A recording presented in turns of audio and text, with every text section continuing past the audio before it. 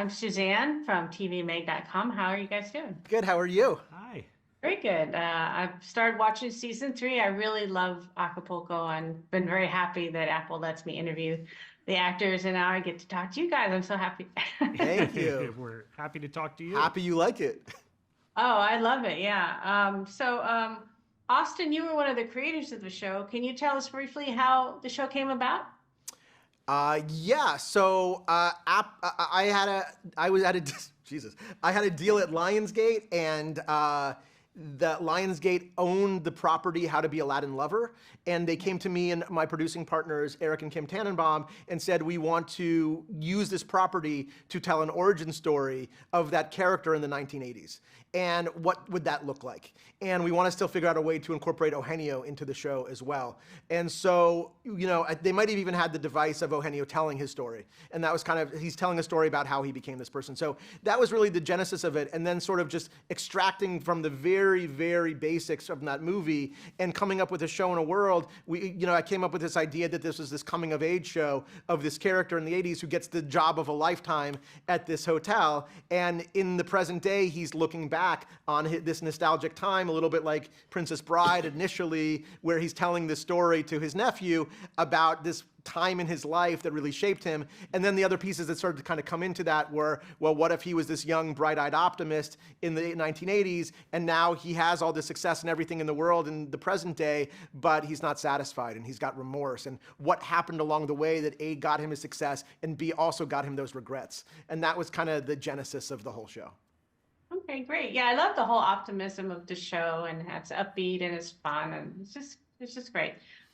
Sam, you're the new showrunner this season. How is that going for you, and how did it all work out? Well, I worked with Austin on Zoe's Extraordinary Playlist, Right. which was Love that show too, by the way. Thank you. It was such a joy, and I was a huge fan of the show in the first two seasons. And so when Austin asked me to come in at the third season, I was overjoyed.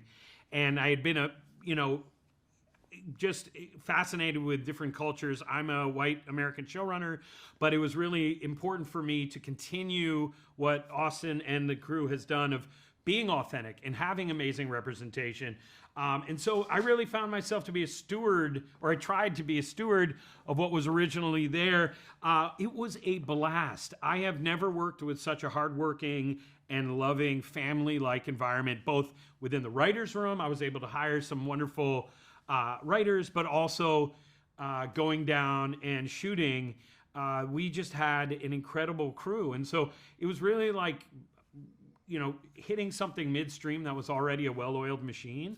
And, obviously we did our best to honor the storylines that were already there. And also, obviously turn up, it's the third season, take some risks. We want to bring viewers in who haven't seen the show yet and have heard extra buzz about the show, as well as mega fans who were there for the first 2 years. And I think we've done a good job of both keeping tonally in the same path, but also amping everything up and, taking risks. And Apple has been incredibly supportive of that.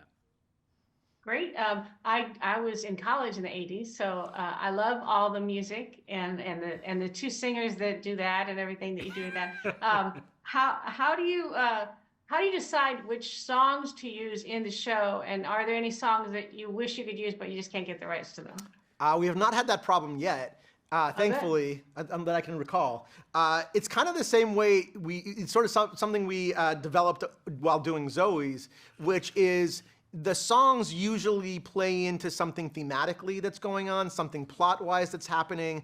And so when we get to that moment in the show, or we get to a moment where we're like, oh, this would be a good moment for the pool singers, it's kind of easy for us to go into what are the popular songs from 1985, 1986, whatever it is. And then we look at, okay, we need a song about jealousy, because that's thematically what's going on in this episode. What are 3 songs from 86 that have to do with jealousy, and what's going to be a fun song for them to, for example, and what's going to be a fun song for them to sing about that. And then we start going after the rights for that stuff. So it's always informed by storytelling. Maybe there's one time where it's like, we just need a fun fun song here, and then we pick like what's a fun song or what's a, Sam and I have pretty similar taste on Yeah. on 80s jams, and but that's also a fun process. It's also great in the room to just listen to a few different songs and then dance them out. Yes, we get to rock out all the nice. time. And it's funny, every now and then you'll fall in love with a thing and you'll realize it came out in 1988. And you're like, but that's sort of fun, and it's a self-imposed issue, which is we want his sort of memory of this time to be consistent with the time period. And it just makes for a more fun and Yeah, that's actually been our biggest problem. Is it's like we're trying to be so true to the dates and times that it's like if it was just 87, we could have done this song. right. That's funny. Man Eater, by the way, is my ringtone. So. Hey, awesome.